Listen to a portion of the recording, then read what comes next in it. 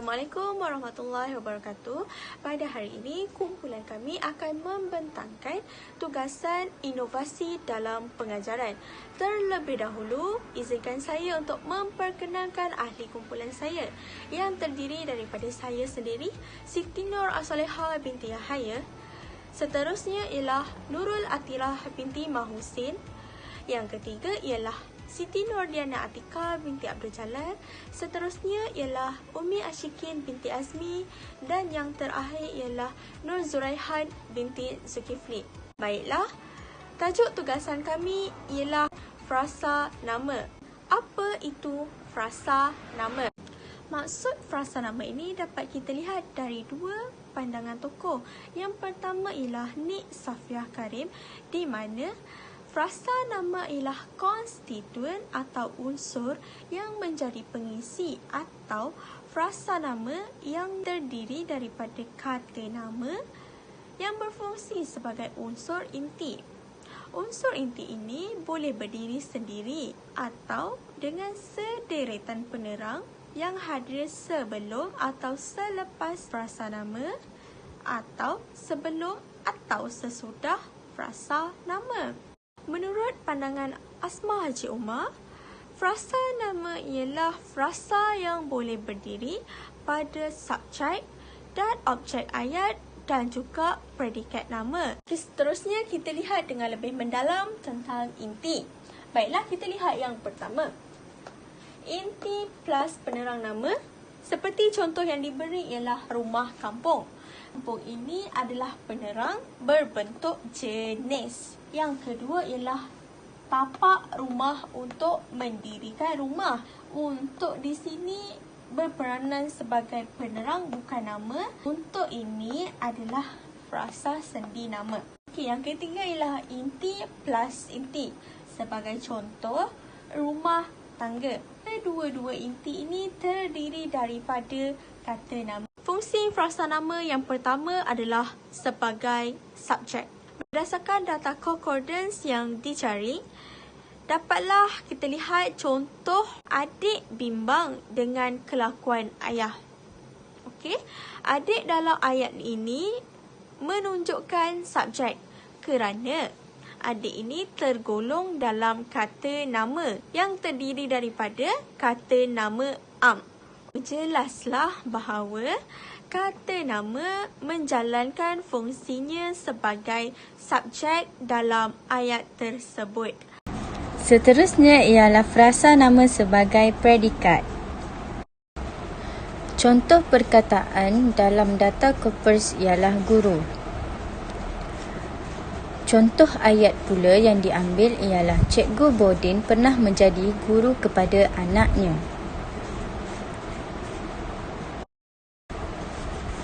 Predikat dalam ayat tersebut ialah pernah menjadi guru kepada anaknya. Pernah menjadi guru kepada anaknya merupakan predikat dalam ayat di atas dan tergolong dalam golongan kata nama. Oleh sebab itu, frasa nama juga boleh berfungsi sebagai predikat dalam ayat tersebut. Okey, kita pergi kepada frasa nama sebagai objek.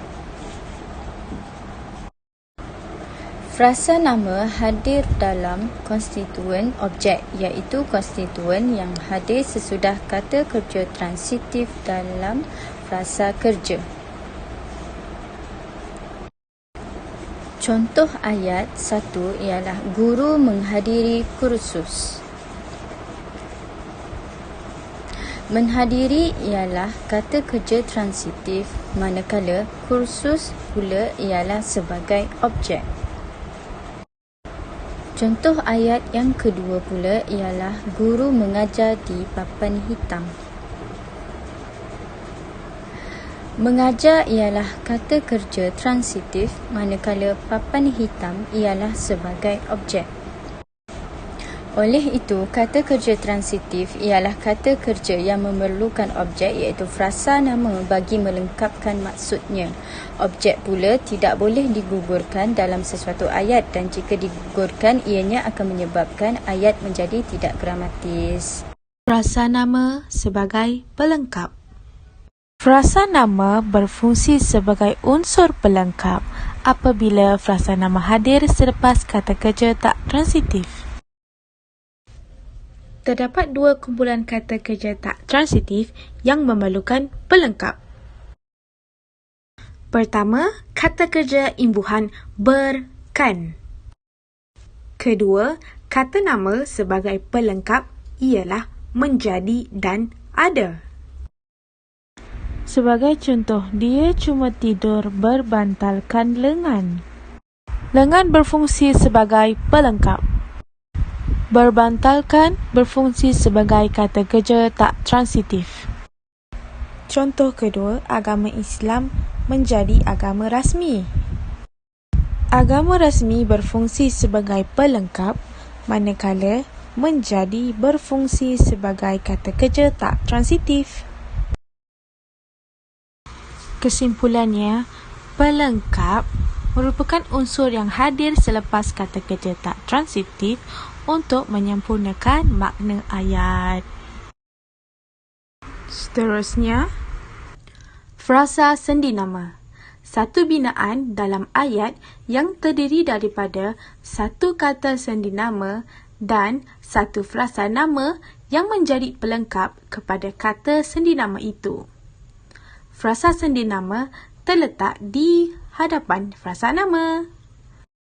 Binaan frasa sendi nama terbagi kepada 4. Yang pertama ialah kata sendi nama tambah frasa nama. Yang kedua ialah kata sendi nama tambah kata arah tambah frasa nama. Yang ketiga ialah kata sendi nama tambah frasa nama tambah frasa keterangan. Dan yang keempat ialah kata sendi nama tambah kata arah tambah frasa nama tambah frasa keterangan. Kata sendi nama tambah frasa nama. Frasa dalam sesuatu ayat boleh terbina daripada frasa sendi nama dengan pola kata sendi nama tambah frasa nama. Dalam hal ini, kata sendi nama hadir sebagai satu perkataan di hadapan suatu frasa nama. Contoh, pesakit disahkan alah terhadap bulu kucing. Terhadap merupakan kata sendi nama yang hadir di hadapan frasa nama iaitu bulu kucing. Kata sendi nama tambah kata arah tambah frasa nama. Frasa sendi nama boleh wujud di hadapan frasa nama iaitu didahului satu unsur kata arah. Frasa sendi nama juga berpotensi untuk hadir tanpa kata arah. Contoh ayat dari data coordinates, ramai maka telah dipersetujukan permainan berlaga anjing dengan kucing di atas bumbung rumah. Di merujuk kepada kata sendi nama, atas ialah kata arah, manakala bumbung rumah merujuk kepada frasa nama. Yang ketiga, kata sendi nama tambah frasa nama tambah frasa keterangan. Frasa sendi nama terbentuk apabila frasa nama yang menjadi pelengkap kepada kata sendi nama itu diikuti keterangan sebagai unsur frasa pilihan. Berdasarkan contoh dari data coordinates, oleh merujuk kepada kata sendi nama, kucing dan anjing pula frasa nama, manakala berdebah itu merupakan frasa keterangan. Binaan frasa sendi nama yang keempat ialah kata sendi nama tambah kata arah tambah frasa nama tambah frasa keterangan. Kata sendi nama diikuti oleh frasa nama dan keterangan. Kata arah dan keterangan boleh hadir dan boleh digugurkan mengikut kesesuaian ayat. Berdasarkan contoh dari data coordinates, menunjukkan kata sendi nama, atas ialah kata arah, pencapaian fizikal para atlet merupakan frasa nama, frasa keterangan adalah menunjukkan pencapaian. Frasa nama berfungsi sebagai penerang bersama Cikgu Zu. Yang pertama, inti mempunyai penerang lebih daripada satu. Penerang adjektif yang menerangkan inti harus hadir sesudah inti diikuti oleh penerang yang lain, manakala penentu belakang hadir di belakang sekali. Sebagaimana susunan binaan di bawah, inti tambah penerang adjektif tambah penerang tambah penentu belakang.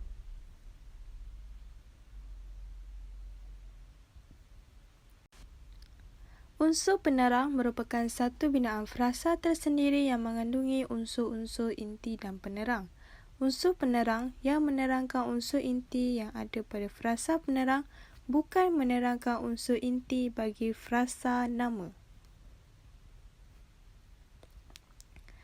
Seperti contoh ayat di atas, garisan kasar bentuk pantun-pantun itu. Inti merupakan garisan, penerang satu iaitu adjektif adalah perkataan kasar, penerang dua bentuk pantun-pantun dan penentu belakang iaitu itu. Binaan yang terdapat di dalamnya dua unsur penerang atau lebih yang terdiri daripada frasa-frasa. Frasa penerang yang menerangkan sifat hadis lepas inti, sementara yang menerangkan milik, hasil, jenis dan lain-lain hadis lepasnya. Contoh ayat di bawah. Kerusi rotan manau buatan tempatan itu. Inti merupakan kerusi, penerang satu iaitu rotan manau, penerang dua iaitu buatan tempatan dan penentu belakang iaitu itu. Mengikut susunan binaan di atas, inti tambah penerang satu tambah penerang dua dan tambah penentu belakang. Dua frasa nama boleh wujud serentak iaitu dengan unsur kedua dan unsur yang pertama adalah benda yang serupa sebagaimana binaan di bawah. Frasa nama tambah predikat. Contoh ayat, jentera pemotong rumput dapat menggantikan 10 orang pemotong rumput.